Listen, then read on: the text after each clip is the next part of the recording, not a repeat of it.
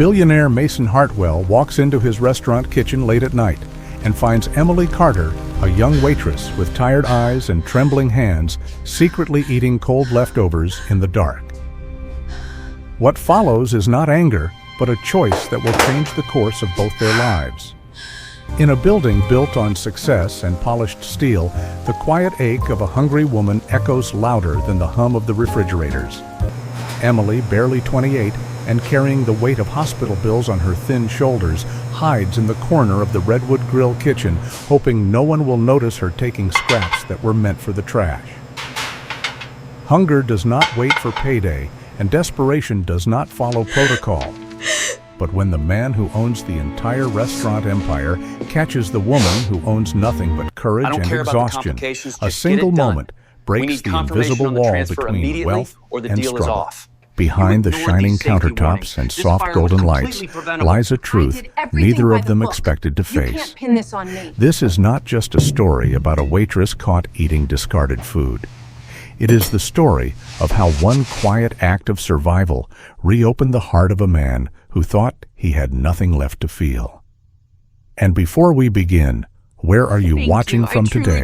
Drop a comment below and settle in. New beginnings and good Enjoy health. the We are story. happy to help. The night was settling heavily over Portland, Oregon, the kind of late autumn evening when the air felt damp and cool enough to sting the cheeks. A light drizzle misted the sidewalks, catching the glow of street lamps and smearing them into watercolor halos. Inside Redwood Grill, one of the most popular mid-city restaurants with its rustic brick exterior and tall cedar beams, the storm-softened darkness pressed against the large windows while the staff finished closing for the night. The warm amber lights inside made the empty tables look like small islands of comfort in a world already drifting into sleep. Emily Carter, 27 years old, wiped her hands on her apron as she carried the last stack of plates into the kitchen. She had a slim frame, the kind that came from too many skipped meals, rather than exercise and soft, pale skin that easily flushed with exhaustion. Her hair, a gentle brown with natural waves, was pulled into a loose ponytail that had long since become messy after a 12-hour shift. Emily's eyes were hazel with flecks of gold, though lately they looked dimmer. Tiredness always seemed to sit inside them like a quiet shadow.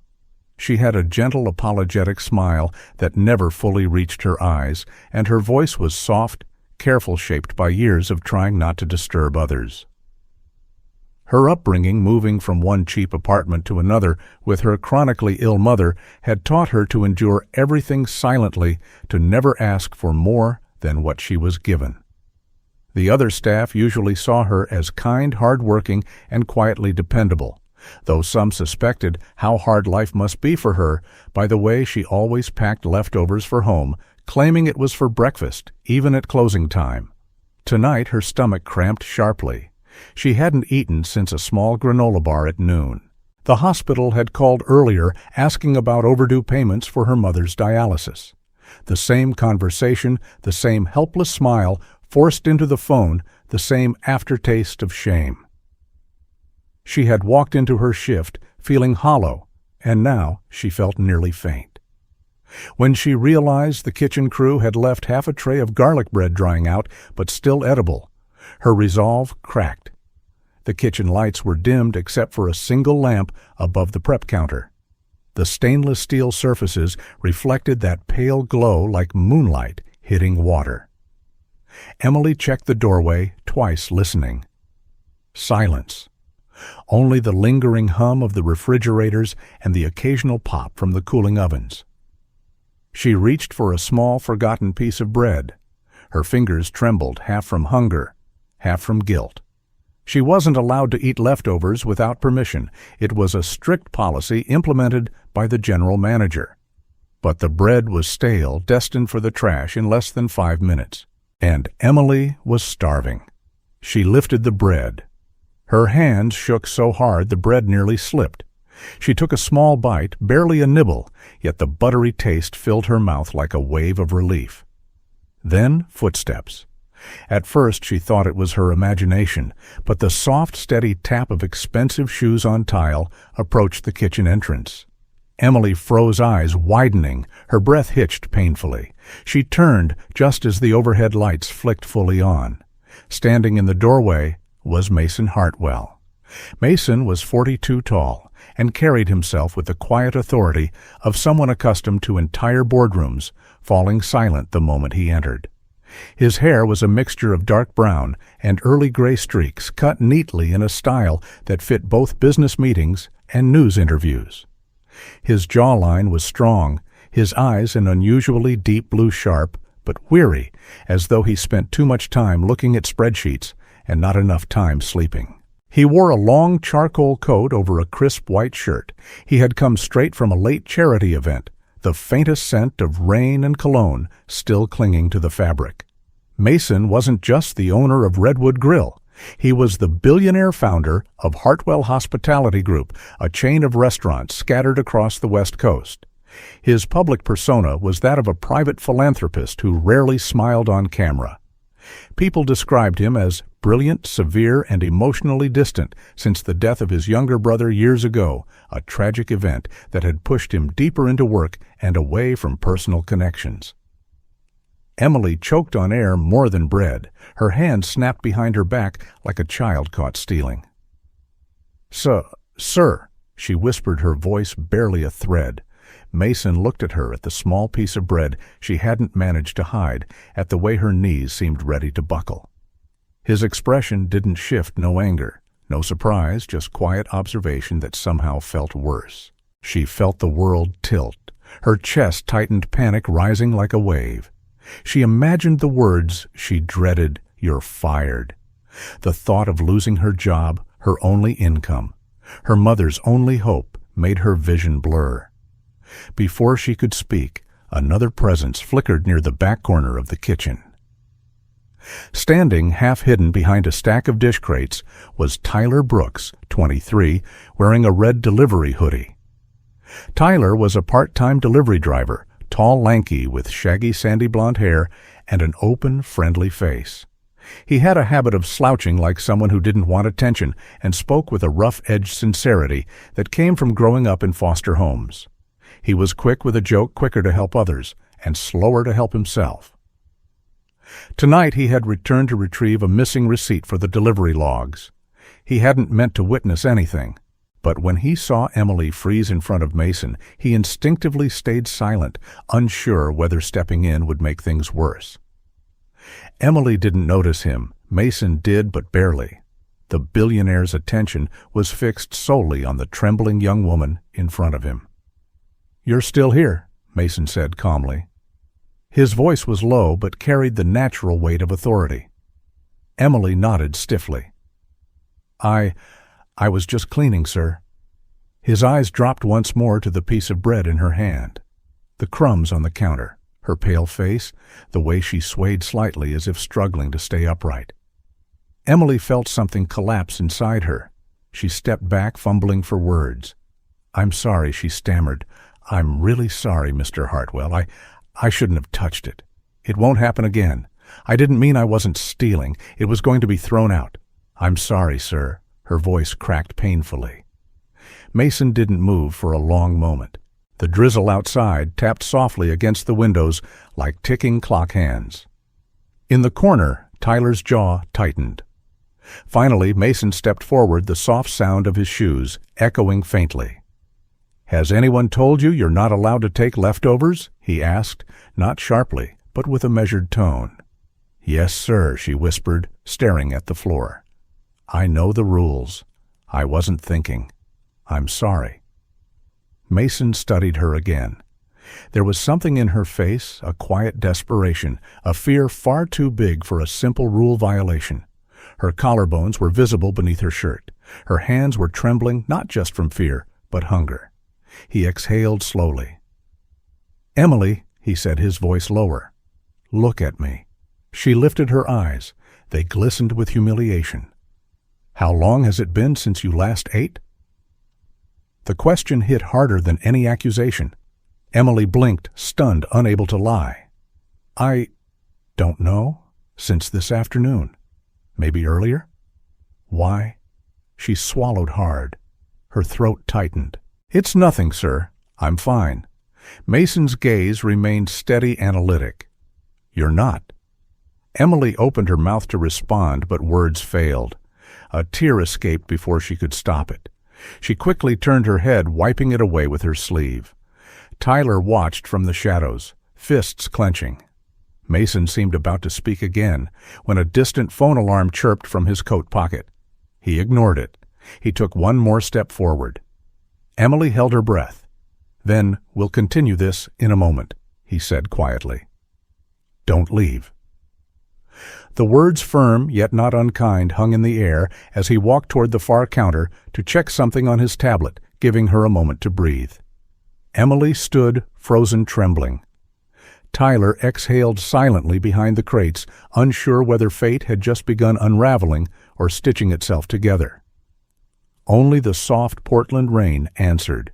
The kitchen of Redwood Grill remained warm with the last traces of the night's activity, though the drizzle outside had deepened into a colder, steadier rain that drummed lightly against the window panes.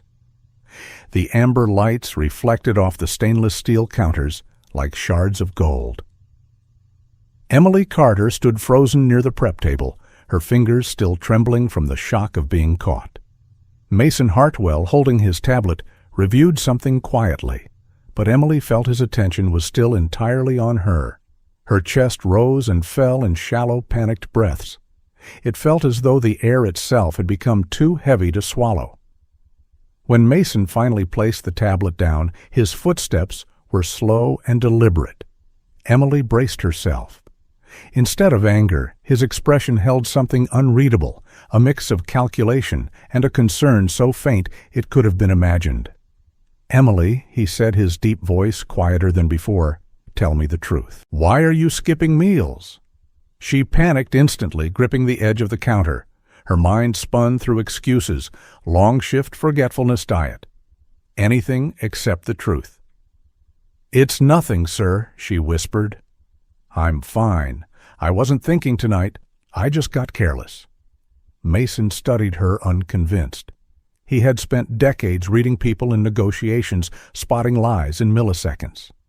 This wasn't carelessness, it was desperation. Behind the stack of crates, Tyler Brooks held his breath. He didn't know what Mason planned to do, but he recognized the look on Emily's face, the kind of quiet humiliation he had worn many times in his past. His fists tightened when he saw Emily's shoulders curl inward like she was trying to make herself smaller. Mason moved closer. You don't look fine. Emily tried to straighten, tried to force a smile she had practiced for customers. It was the same smile she wore when tips were small or when rude patrons mocked her order pad handwriting. But here, under the sharp blue gaze of Mason Hartwell, the smile cracked. Her eyes glossed with tears. She tried to blink away. Mason saw at the exact moment the wall inside her collapsed. Her breath shuddered. She pressed a hand to her mouth as the emotions she had swallowed all day, all week, all month, rose up in a tidal wave she couldn't contain. I'm sorry, she whispered, her voice breaking. I didn't want to cause any trouble. Mason didn't interrupt. His silence was strangely patient. Emily stepped back, folding her arms tightly over her stomach as if trying to hold herself together. My mother, she choked. She's sick. Mason's expression shifted, but he said nothing, letting her continue at her own pace.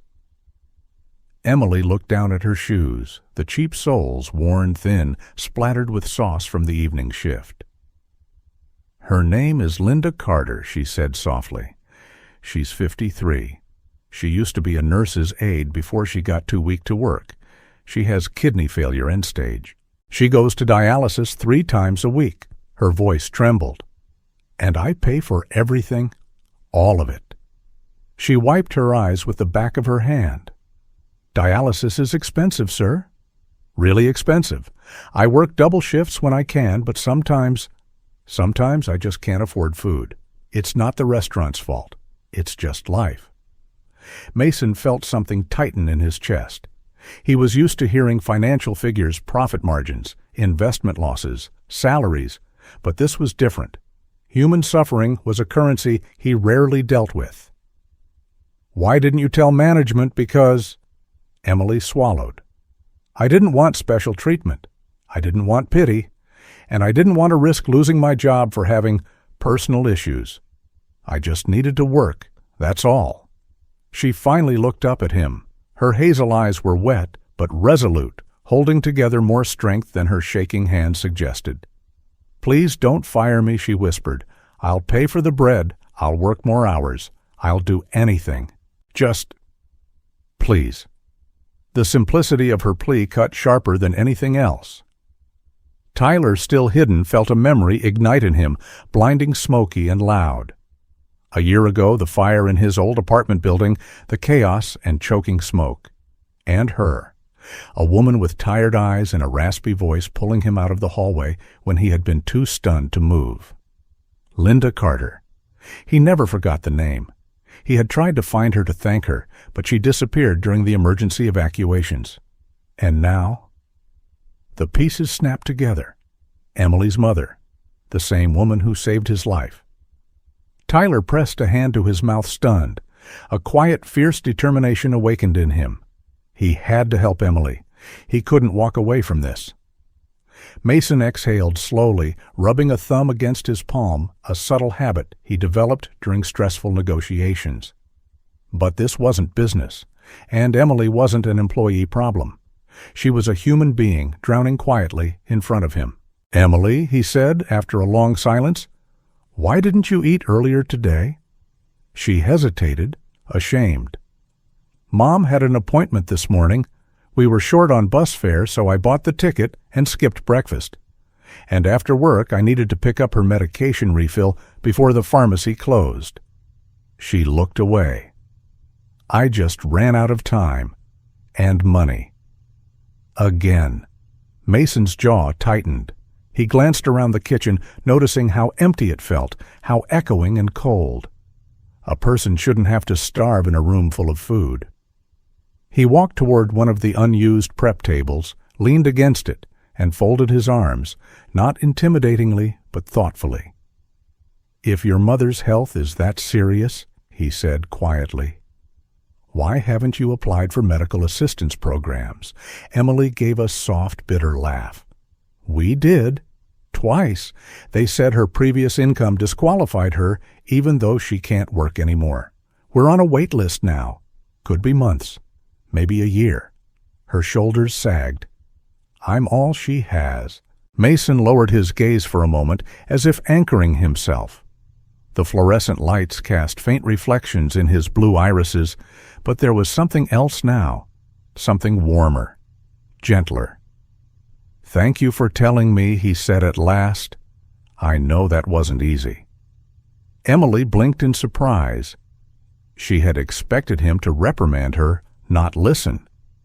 Before she could respond, the back alley door swung slightly as someone shifted outside. Mason's gaze snapped toward it. Tyler stiffened, but Mason couldn't see him clearly from this angle. His presence, however, pricked Mason's instincts. He approached the rear door and opened it slightly. The cold rain brushed against his face. No one was there. The alley was quiet except for the sound of dripping gutters. Still, he sensed someone had been listening. He closed the door and returned to Emily, but the flicker of wariness remained in his posture. Years of boardroom betrayals had carved that habit deep. Emily's breathing had steadied now, though her cheeks were still flushed from crying. She stood straighter, recovering some of her usual quiet discipline. "I'm sorry again," she murmured. "I never meant to involve you in my problems." "You didn't involve me," Mason said. "I asked." His tone left no room for self-blame. Tyler outside the door now pressed his forehead against the cold metal. He felt guilt for eavesdropping, but more than that, he felt urgency. He had to act soon. For Emily. For Linda. He owed that woman his life. Inside, Mason lifted his coat from a nearby hook. Emily stiffened, thinking he would leave, and then reconsider her employment later. But instead he set the coat over the chair. "Emily," he said, "I want to understand everything. Your situation, your mother's treatment, All of it, but not here, not while you're shaking. Her breath fluttered in her chest. I didn't mean to. Come sit, he said, gently gesturing toward the small break table. You need a moment. The gentleness startled her more than anger would have. She hesitated, then nodded. As she sat down, Mason looked at her with the same steady intensity he used when solving multi-million-dollar problems. But this time there was something else behind his eyes, a desire to do something that mattered, something human. The rain continued tapping softly against the windows, like the distant ticking of a clock counting down to the moment everything would change. The rain had softened into a steady whisper against the windows of Redwood Grill, the kind of soft Portland drizzle that clung to the air like mist. The restaurant was closed now. Dark dining room chairs turned upside down on tables, but the kitchen still glowed faintly under its warm amber lamps. Emily Carter sat stiffly at the small break table, twisting the edge of her apron between her fingers, while Mason Hartwell stood nearby in contemplative silence. The billionaire's posture was controlled hands clasped lightly behind his back, but his expression held a depth Emily had never seen before.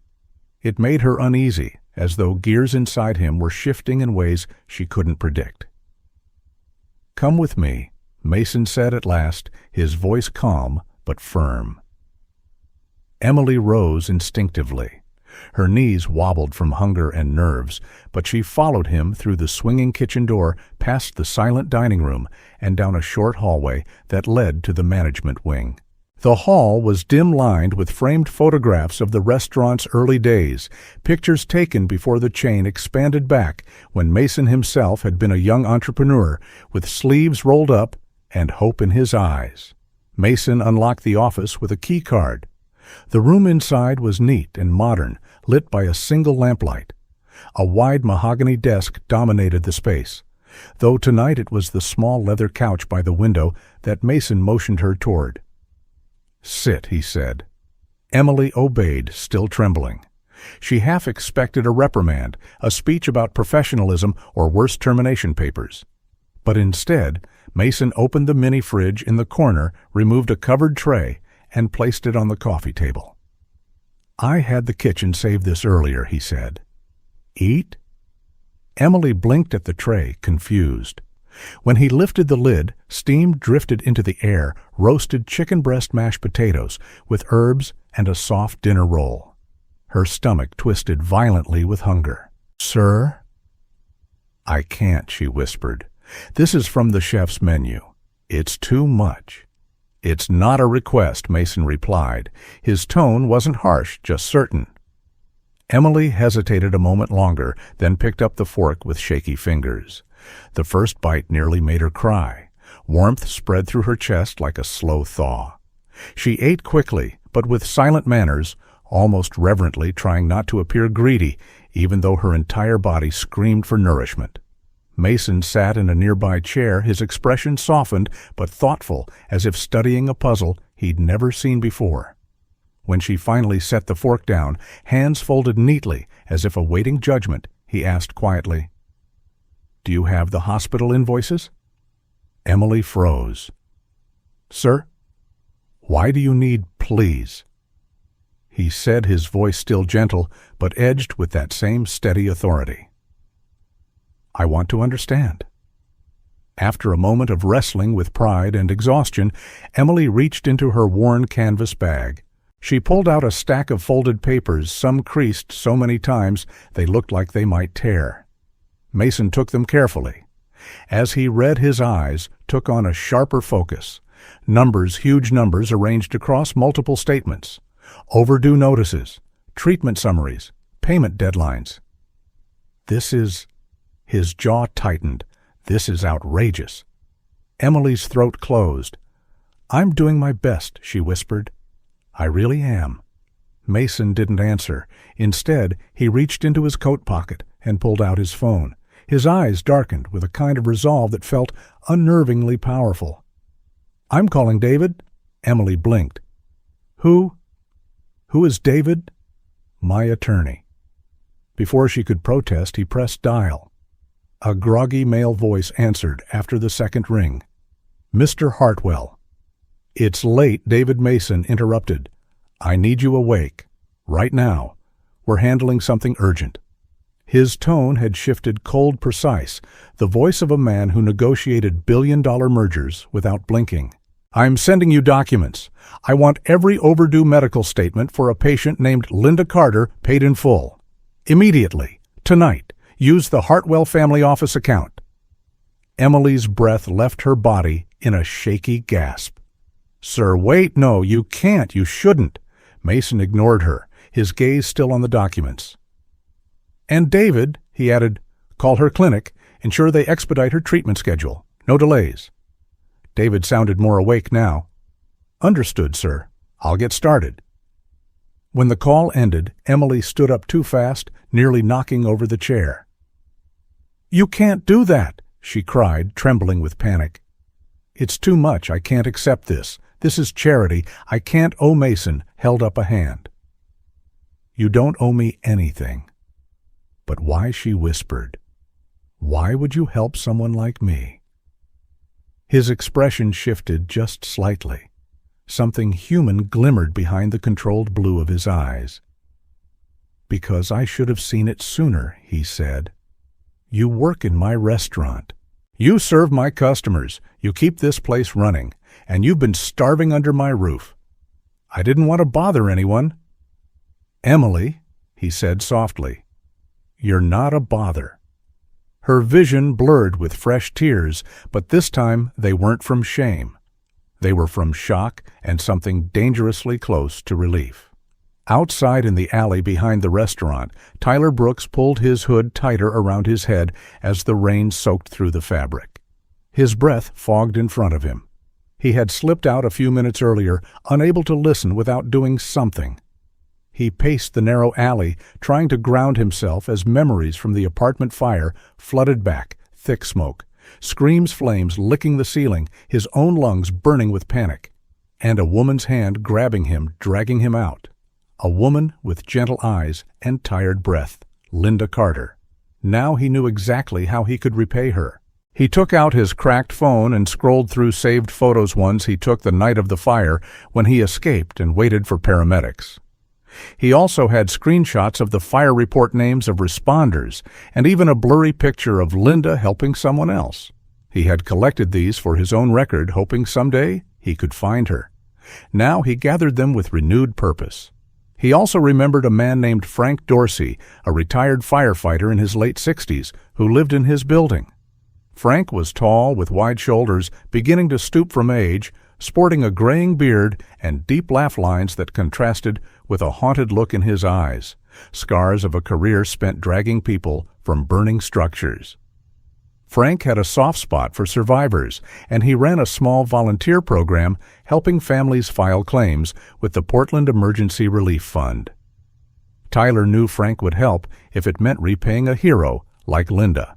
Tyler shoved his phone into his pocket and headed toward Frank's rundown apartment building 2 blocks away. His sneakers splashed through puddles as determination quickened his steps. Inside the office, Emily sat down slowly, her legs unsteady. Mason returned the documents to her with careful hands. "Your mother deserves proper treatment," he said, "and you deserve to eat." Emily let out a breath that trembled like a leaf. "Thank you," she whispered. "I don't know what to say." "You don't have to say anything," Mason replied. "Let me handle the paperwork. You focus on your mother." She nodded, still overwhelmed, but beneath the shock was a fragile spark of hope she hadn't felt in years.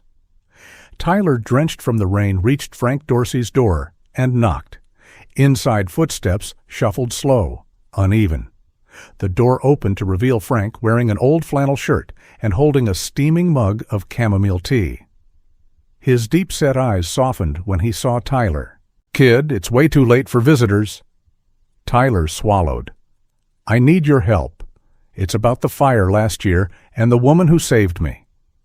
Frank's tired eyes sharpened with interest. "Come in." Back at Redwood Grill, Mason stood and offered Emily a quiet nod. Though he didn't say it aloud, something inside him had shifted permanently. Tonight would be the beginning of a promise, one that would change all of their lives. The morning after Mason's late-night decision was crisp and cold, the kind of Portland morning where the sky hung low with pale clouds, but the air smelled faintly of pine and wet concrete.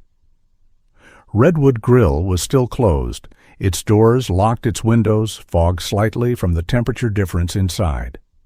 But deep within the building, tension was already forming like a storm waiting to burst. Doris Collins arrived earlier than usual, heels clicking sharply across the tiled floor. Doris was in her late 40s, a tall woman with a narrow frame and severe posture, the kind of person who carried herself like she was constantly bracing for someone to challenge her authority.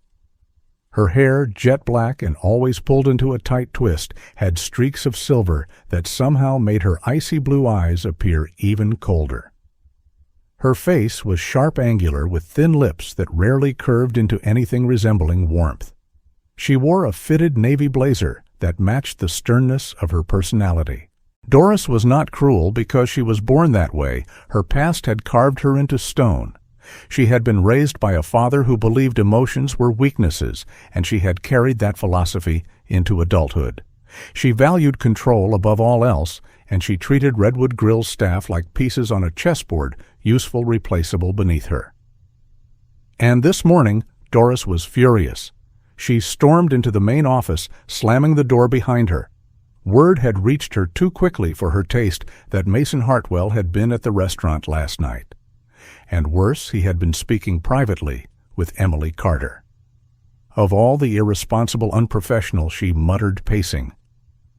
The girl breaks policy and somehow gets rewarded with attention. Her anger simmered, rising in sharp little bursts like sparks popping from a fire. She pulled out Emily's personnel file and tossed it onto the desk, already imagining the termination paperwork. Doris had a long-standing rule. Employees who created trouble were removed immediately. It was easier for her to maintain order that way. When she opened the file, she muttered, "Violation of food handling. Trespassing in the kitchen. Perfect grounds for firing." The satisfaction in her voice was almost venomous. But before she could take another breath, the office door opened. Mason Hartwell stepped inside. He wasn't wearing the dark coat from last night. Instead, he wore a charcoal gray sweater beneath a tailored black jacket. His expression was unreadable, but something in the firmness of his jaw suggested he hadn't come for small talk. The rain had dusted his shoulders with faint droplets, and his blue eyes carried an alertness that Doris instantly recognized as dangerous. Mr. Hartwell, Doris began standing straighter. "What a surprise! I didn't expect you this early." "I know," Mason said simply. He closed the door behind him with a soft click. "Sit down, Doris." Her eyebrows twitched in offense. "If this is about the staff budget report, I can assure you—" "Sit?" The word was quiet, controlled, but it cut through the air like a blade. Doris sat. Mason placed a folder on the desk, a thick one. He opened it slowly, almost ceremoniously. "Tell me something, Doris," he said. "Why are my employees' hours being cut without authorization?" Doris blinked, thrown off balance. "Sir, there must be an error in the system. These young people exaggerate their schedules." "I was correcting. Correction implies honesty," Mason said. "This is theft." The color drained from Doris's face. Her hands twitched, but she forced them still. "I don't know what you mean." I reviewed the digital logs," Mason continued, "and the bonuses assigned to management." He lifted a page from the folder. "You've been padding your own bonus by shaving hours off your staff's paychecks. You've done it for years." Her breath caught. I had to adjust things. The labor costs are my concern," Mason snapped for the first time, letting his voice sharpen. "Not yours." Doris swallowed hard. For the first time in years, fear flickered in her eyes. "And last night, Mason added a member of my staff, one who works harder than you ever have, was so hungry she ate discarded food because she couldn't afford a meal." His gaze darkened. You enforce strict leftover policies, yet you steal from my payroll." Her mouth fell open. Emily broke the rules. She should be disciplined. It sets a terrible example. "You set the terrible example," Mason said. "You fostered an atmosphere where people starve under your management." Doris stood abruptly. "Sir, you're misunderstanding." "No," Mason said, rising to full height. "You're finished here, Doris." She froze. "You're firing me," she whispered, incredulous. "Effective immediately," Mason replied. "Your access card will be deactivated. Security will escort you out." Doris's composure shattered into shards. "You can't do this after everything I've done for this place." "You made the staff afraid of you," Mason said coldly. "You fed your ego while depriving others of their rightful pay." In the hallway outside, a figure paused. Tyler Brooks, carrying a stack of printed documents, stood near the half-closed office door. He hadn't meant to overhear, but he caught enough to understand that justice long overdue was finally unfolding. Tyler watched Doris's face turn red with anger, pale with shock, then stiff with bitter pride. "You'll regret this," she hissed. "This restaurant will fall apart without order." "Order," Mason repeated. "You mean fear? I won't run my restaurants through intimidation."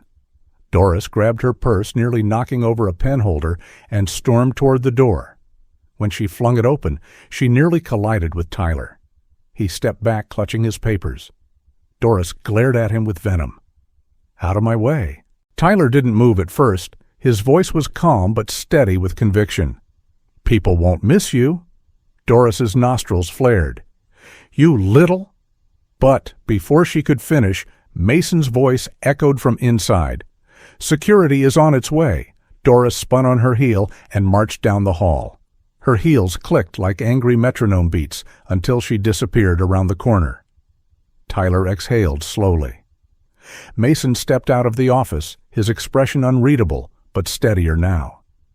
When he saw Tyler, he raised a brow. "You're here early." Tyler swallowed. "Sir, I need to talk to someone. To Emily, and maybe to you." He lifted the packet of documents, photos, statements, fire reports. "It's about her mom." Mason's expression tightened with interest. What about her? Tyler's voice lowered, sincere and heavy with memory. "Her mother saved my life in a fire last year. I didn't know until last night that it was the same woman. I've got information that could help her get emergency aid from the city."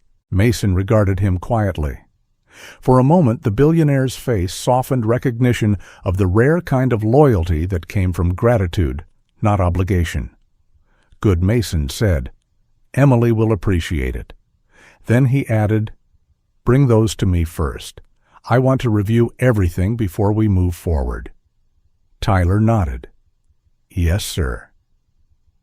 Inside the office, the rain tapped gently against the window, as if washing away the last traces of Doris's reign.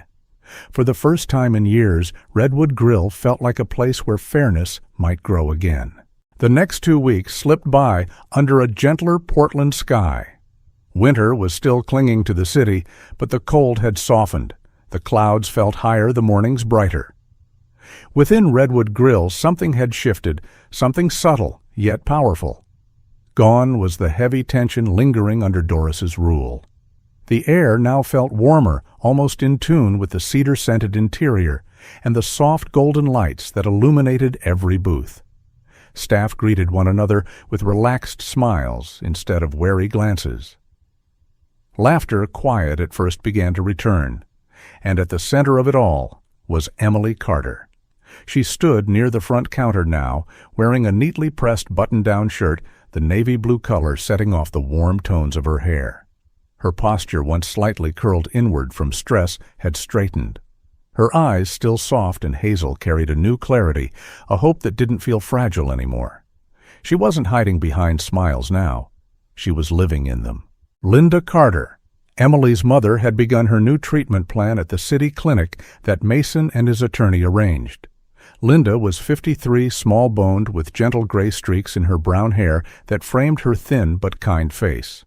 Though her illness had etched fine lines around her eyes and hollowed her cheeks over the years, she possessed a quiet resilience that made her seem stronger than her frame suggested.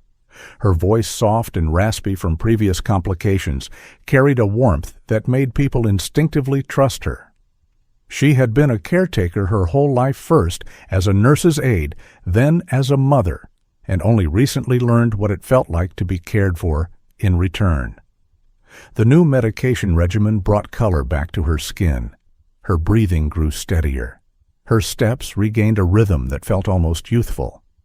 Emily would watch her mother walk across their small apartment, tears threatening every time.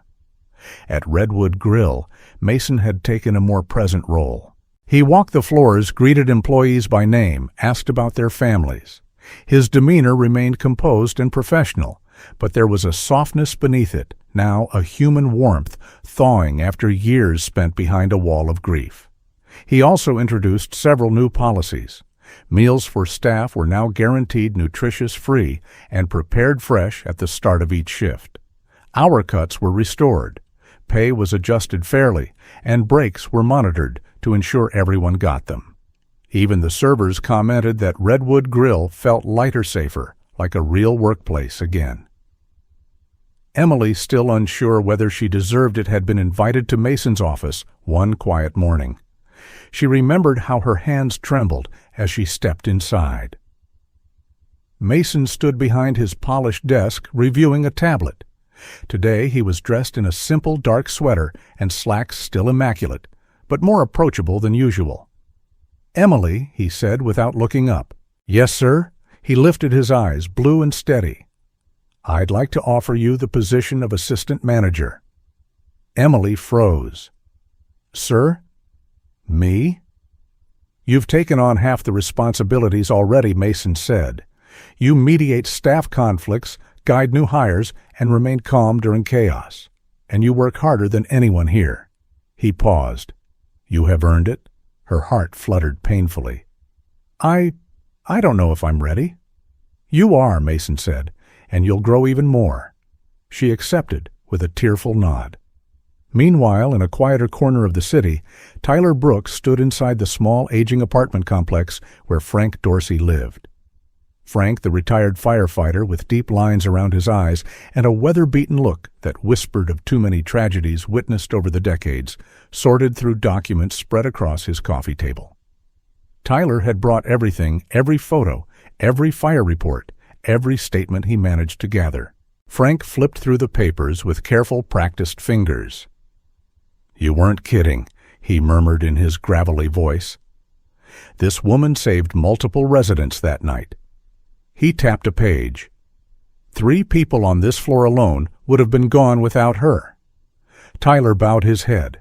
"She pulled me out too. I didn't recognize her at first. But once I heard her name..." Frank gave him a slow nod. "You want to help her file for aid?" "Yes," Tyler said firmly. Frank smiled, a tired but genuine smile. "You've got a good heart, kid. Let's get to work." With Frank's guidance, Tyler assembled everything into a formal packet documentation proof, first responder notes, survivor witness reports, and photographic evidence. It was enough to qualify Linda for emergency relief funds, financial support she'd never have known was possible. A few days later, Tyler walked into Redwood Grill, clutching the completed packet. His hoodie was damp from the drizzle, and his blonde hair stuck to his forehead, but his expression was bright with purpose. He spotted Emily near the hostess stand, organizing lunch seating charts. "Emily," he called softly. She turned, and when she saw the envelope in his hands, something inside her went still. "What's that?" she asked. Tyler hesitated, then stepped forward. "It's for you, and your mom." He handed her the packet. Emily looked down at it, confused. When she opened the cover page and saw the fire report and Frank's authentication stamp, her breath caught. This is the apartment fire from last year. How do you?" Tyler's cheeks flushed. "Your mom saved me that night. I didn't know it was her until I heard her full name. I finally have a chance to repay her. This packet will get her approved for emergency assistance, grants, financial support, maybe even home health visits. Her eyes filled instantly. She didn't say a word. She simply stepped forward and wrapped her arms around him. Tyler stiffened at first, unused to gentle affection, then slowly hugged her back. Emily sobbed quietly into his shoulder. "Thank you," she whispered. "You don't know what this means." "Actually," Tyler murmured, "I do." 1 week later, Linda's relief grant was approved, and on a rare clear night in Portland under a velvet sky pricked with faint stars, Mason invited Emily and her mother to a private dinner in Redwood Grill's VIP room. The room was intimate, warmly lit, with a polished walnut table and delicate golden sconces. A bouquet of fresh lilies, Linda's favorite flower, rested in the center. Emily wore her best dress, a simple ivory one that accentuated her gentle beauty. Linda wore a soft blue sweater Mason's assistant bought for her earlier that day, her face glowing with new health. Mason himself looked more relaxed than ever, his usual emotional armor noticeably thinner. The chef, a middle-aged man named Samuel Reyes, round-faced with warm brown skin and a fatherly personality, brought in a handcrafted meal. Samuel had cooked for the restaurant since its opening. He was known for his calming presence and booming laugh. Tonight he served salmon with lemon butter roasted vegetables and artisan bread. He bowed with a smile before leaving, closing the door quietly behind him. For a moment, the three of them sat in a contented silence. Then Mason spoke, his voice softer than Emily had ever heard. "You two didn't ask for anything," he said. "You didn't expect anything. But your kindness, even when you had so little, did something I didn't think possible." Emily looked up, eyes curious. Mason continued, "I didn't save you. You saved me. Both of you. You reminded me what purpose feels like, what humanity feels like." Linda's eyes glistened. Emily's lips trembled into a smile, fragile, radiant, real. For the first time in many years, she felt the world tilt toward hope instead of fear. Outside, the city lights shimmered. Inside, warmth blossomed in a room shared by three people whose lives had collided by chance, but who now shared something like family. And just down the hall, Tyler washed his hands in the staff sink, preparing to join them for dessert, after Samuel insisted he stay. He smiled privately, knowing he wasn't alone anymore. Happiness, unexpected, undeserved, beautiful, had found all of them. Sometimes the greatest miracles do not arrive with thunder or bright light. They appear quietly hidden inside ordinary people who choose kindness even when their own lives are heavy. Emily, Linda, Mason, and Tyler remind us that God often works through small acts of compassion, turning moments of struggle into moments of grace. A warm meal, a helping hand, an unexpected friend. These are the quiet ways God whispers to us that we are not forgotten. In everyday life, we may pass by someone carrying a burden we cannot see. But when we choose mercy over judgment, generosity over fear, we become part of the miracle that God intends. And just like in this story, a single act of goodness can change the path of an entire life. If this story touched your heart, share it with someone who may need a reminder that hope is still alive. Leave a comment about what moment moved you the most. Write Amen in the comments if you believe God still works quietly through the hearts of ordinary people. And if you want to continue receiving stories filled with faith, compassion, and second chances, remember to like, subscribe, and stay connected. May God bless you and everyone you love.